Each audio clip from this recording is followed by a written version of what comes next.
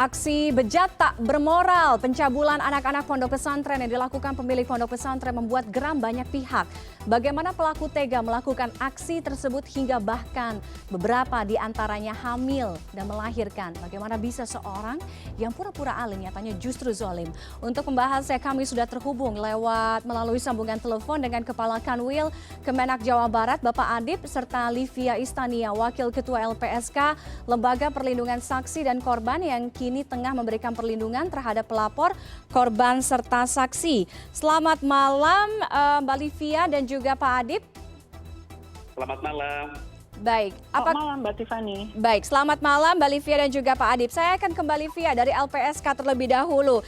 Dari keterangan yang didapat oleh LPSK melalui informasi yang diberikan oleh korban, mengapa kejadian ini seakan tertutupi selama bertahun-tahun Mbak Livia dan baru-baru ini saja ke blow up?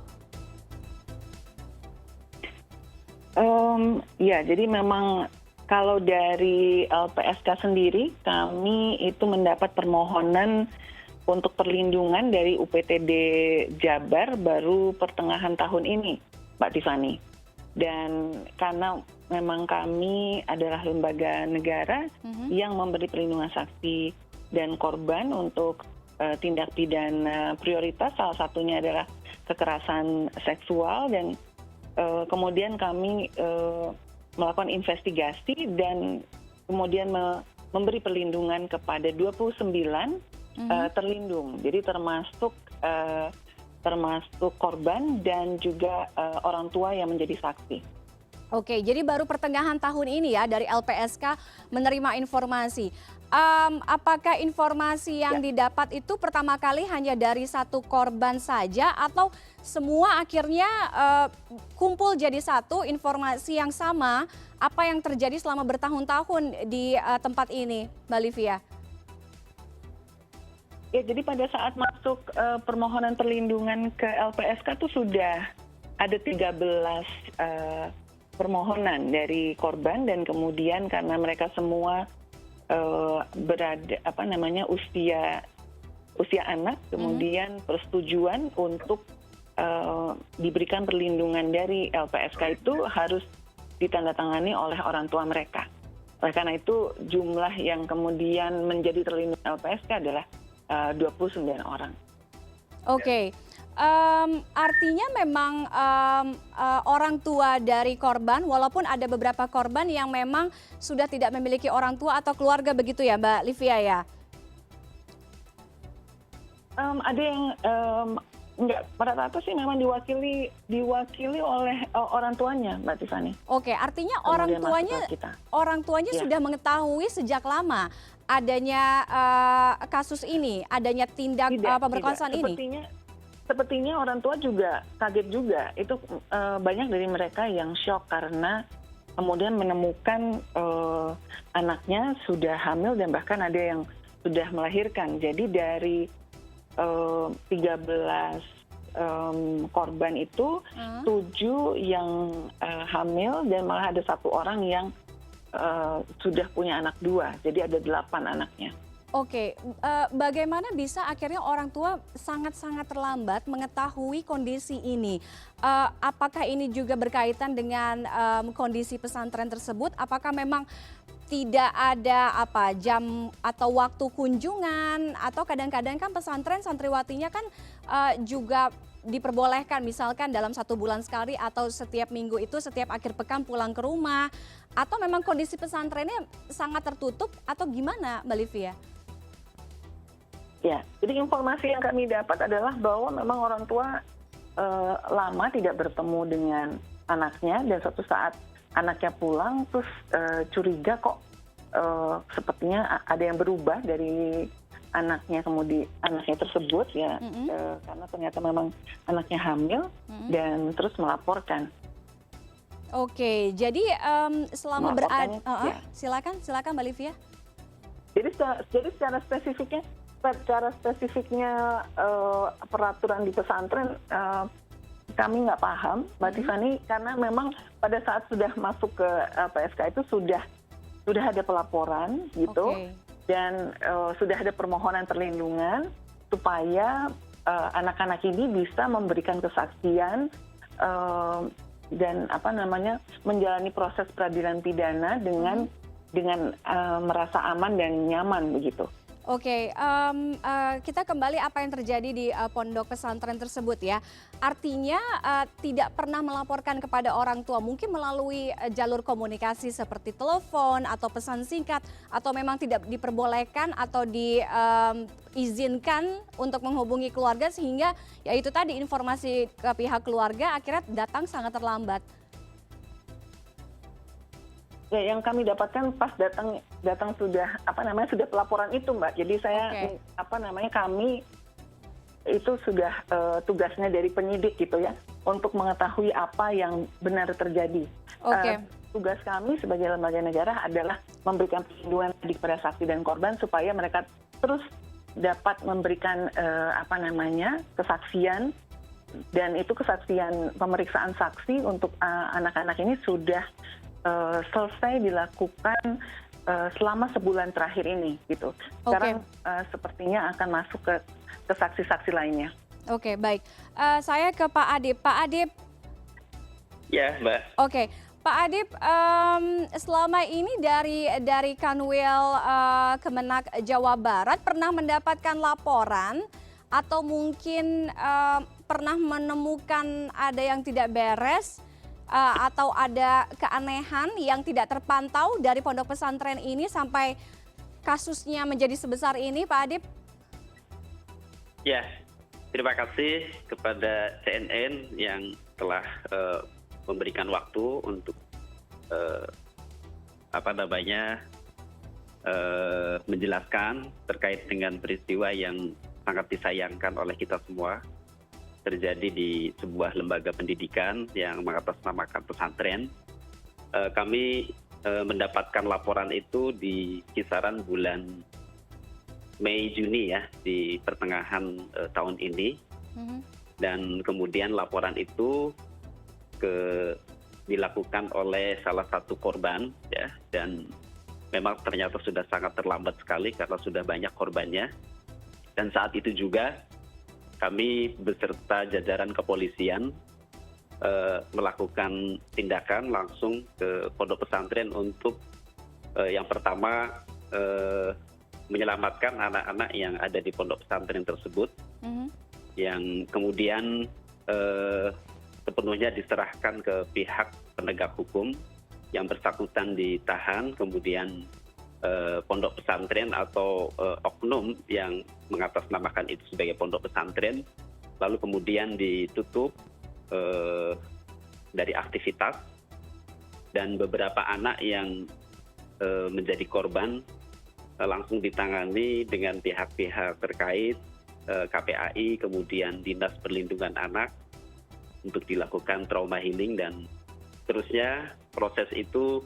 Sejak saat itu kami memonitor bersama-sama dengan jajaran kepolisian Polda Jawa Barat dan juga dinas-dinas terkait, Mbak. Oke, Pak Adib, ini banyak yang banyak yang berpikir mengapa hal ini bisa sampai terjadi bertahun-tahun, belasan anak bahkan sampai hamil, melahirkan, mengapa terkesan kok ada kecolongan terkait dengan pengawasan, kemudian perizinan, monitor kemarin-kemarin itu seperti apa? Ya, Mbak, ini juga sangat kami sayangkan bahwa dari pihak sebenarnya kami memiliki jalur monitoring yang berjenjang dari mulai tingkat kabupaten kota ya. Di sana ada seksi pendidikan diniyah dan pondok pesantren, kemudian di tingkat kanwil sebenarnya kita juga melakukan monitoring secara umum terkait dengan kegiatan-kegiatan pesantren, tetapi sampai hal yang detail seperti itu memang perlu ada kerjasama ya dari masyarakat juga, kemudian pihak orang tua. Artinya kalau sampai beberapa tahun anak-anak kemudian ini saya kira memang menjadi evaluasi untuk kita semua. Dan ini menjadi pelajaran yang sangat berharga untuk kita ya, sehingga hal ini jangan sampai terjadi lagi dan tentu saya kira pelaku harus dihukum dengan seberat-beratnya. Oke, pelaku dihukum seberatnya itu adalah ranah hukum ya. Tapi apa yang terjadi di sini, kita tahu bahwa monitoring itu tidak hanya sebatas di atas kertas. Monitoring itu juga harus terjun ke lapangan. Artinya apa yang dilakukan oleh Kemenak Kanwil Jawa Barat selama ini tidak memonitor untuk terjun di lapangan melalui tadi seksi atau sub-sub dari Kanwil Kemenak sendiri. Kalau itu dilakukan, artinya ketika ada yang visit, ada yang mengunjungi pondok pesantren, mungkin akan lebih kentara atau terlihat apa yang berbeda, apa yang aneh gitu, ada yang janggal, mengapa ada bayi-bayi yang mungkin baru lahir dengan usia yang mungkin hampir relatif sama usianya, begitu kan Pak Adib? Ya, jadi memang ini kaitannya dengan pesantren yang disebut pesantren ini. Sesungguhnya di kita itu dia adalah cabang ya dari pesantren yang di Antapani, namanya pesantren Manarul Huda. Tapi kemudian dia membuka di Cibiru ya, yang justru di situ menjadi tempat untuk asramanya anak-anak santri itu. Secara sepintas memang tidak tampak hal-hal yang aneh, bagi kami secara umum ya, tapi memang kalau sampai detil ke sana memang kita belum ada laporan ya selama ini, kecuali pada pertengahan akhir bulan Mei itu. Oke, jadi keberadaan bayi-bayi yang ada di pondok pesantren itu tidak dilaporkan oleh pemilik pondok pesantren, sehingga tadi Kanwil Kemenak Jawa Barat tidak menangkap keanehan. Yang kami lakukan itu kan kegiatan-kegiatan, karena pesantren ini pesantren penyelenggara namanya pendidikan kesetaraan gitu. Pendidikan kesetaraan itu semacam paket A, paket B, paket C kayak gitu, Mbak. Oke, jadi ada perbedaan harus bentuk pelaporannya seperti apa, itu yang membuat ini menjadi berbeda, begitu Pak Adib maksudnya? Bukan, maksudnya begini.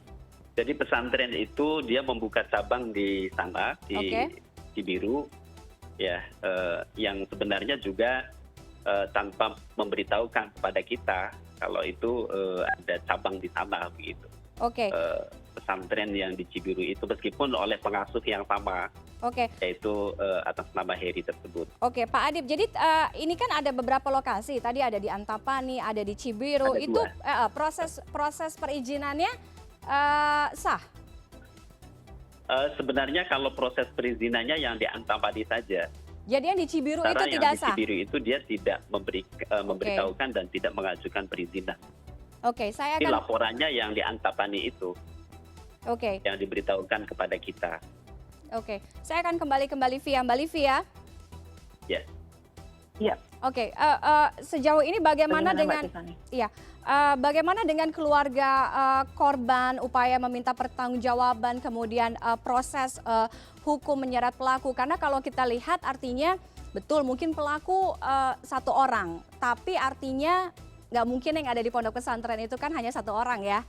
Karena pasti ada pengelola, apalagi setahu saya pelaku juga sudah menikah, artinya memiliki istri. Bagaimana Mbak Livia? Ya, jadi yang menjadi wewenang LPSK dalam perlindungan saksi korban itu adalah tadi memastikan bahwa saksi korban dapat menjalani proses peradilan pidana dengan aman dan nyaman. Jadi kami memberikan apa yang kami dalam layanan kami adalah program perlindungan kami adalah pemenuhan hak prosedural, pendampingan. Jadi kami staf kami akan menjemput, kemudian mendampingi di pengadilan dan mengembalikan dan mengantar pulang. Setelah itu kami juga bekerjasama dengan UPTD untuk untuk penguatan secara psikologis begitu. Dan yang menjadi wewenang LPSK juga adalah menghitung ganti rugi, yaitu restitusi yang dibebankan pada pelaku. Nah, tadi siang kami sudah bertemu dengan pihak kejaksaan untuk menyerahkan penghitungan restitusi untuk dimasukkan oleh jaksa penuntut umum ke dalam tuntutan.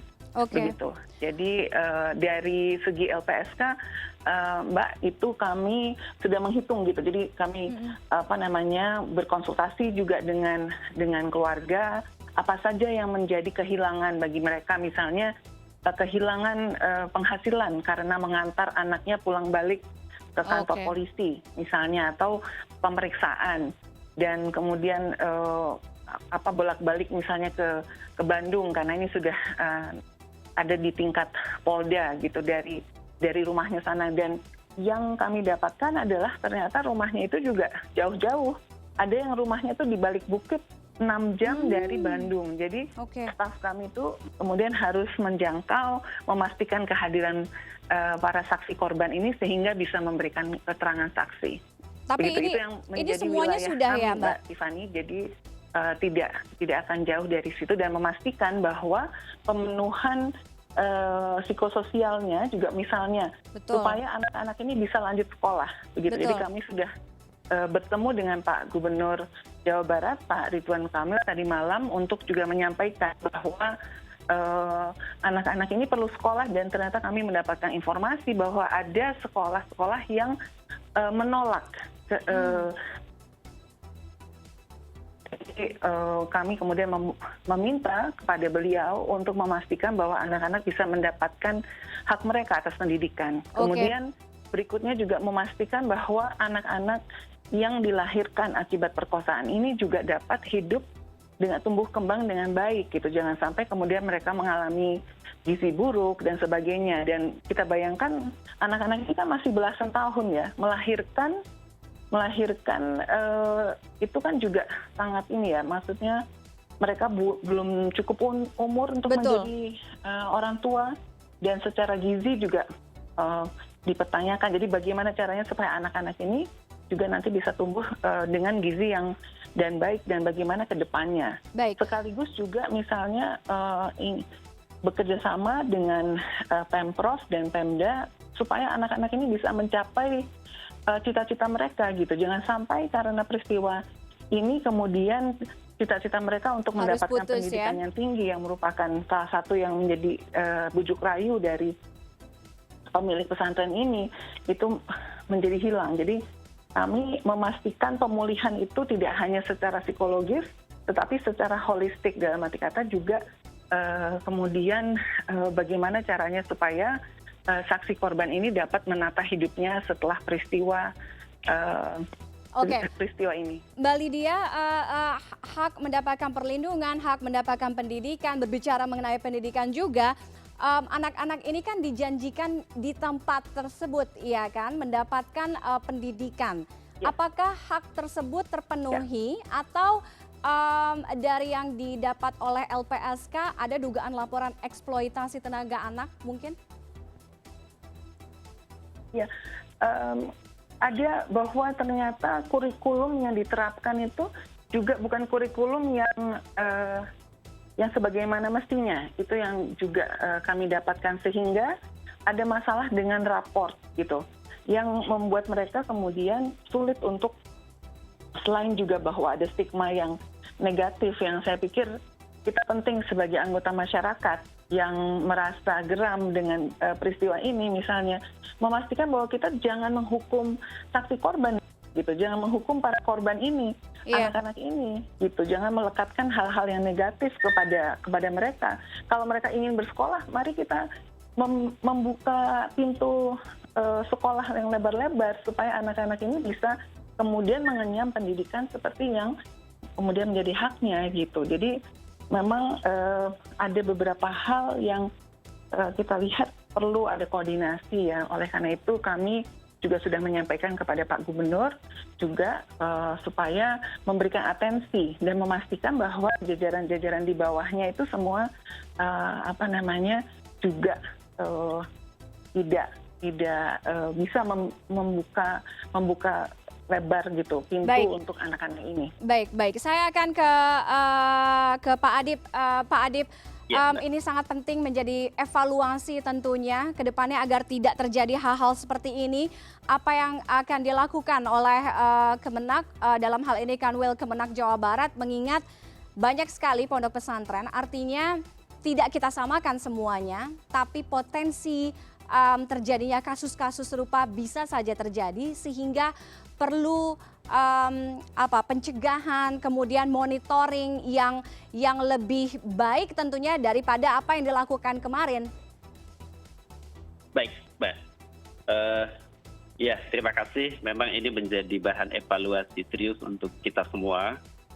Tentu juga kami yang pertama yang menjadi concern ketika kami mendapatkan laporan dan segera kami merapat dengan pihak-pihak terkait adalah terhadap anak-anak korban. Jadi itu jumlah santri yang ada di situ tuh tercatat 42 dan kemudian berdasarkan hasil penyelidikan ternyata korbannya ada sekian gitu. Jadi terhadap anak-anak santri yang karena pesantren tadi langsung kita tutup bersama-sama dengan Polda Jabar, maka mereka yang pertama adalah kita harus selamatkan dari aspek pendidikan mereka. Jadi mereka ini dari beberapa kabupaten yang ada di Jawa Barat. Kami memerintahkan dan bekerja sama dengan Kementerian Agama setempat untuk memastikan agar anak-anak tersebut dapat melanjutkan pendidikannya. Jadi kami kembalikan kepada orang tua untuk difasilitasi bisa melanjutkan di madrasah dan pesantren-pesantren terdekat. Terhadap yang tadi korban yang ditangani oleh KPAI kemudian Dinas Perlindungan Anak, saya kira semua pihak saya melihat di situ ada kepedulian yang sangat tinggi terhadap anak-anak korban ya, dan sampai sekarang pun mereka masih dalam penanganan di Dinas Perlindungan Anak. Baik, kami semua pegang komitmen dari Pak Adip selaku Kanwil Kemenak Jawa Barat dan juga tentunya tidak hanya di Provinsi Jawa Barat saja, tapi di semua wilayah atau daerah tidak ada lagi kasus ini kita temukan kemudian hari, monitoringnya juga harus lebih kencang pengawasannya ya dari Kementerian Agama. Terima kasih Pak Adip dan juga dari LPSK dan Bolivia sudah bergabung dengan kami malam hari ini. Selamat malam, sehat selalu. Terima kasih.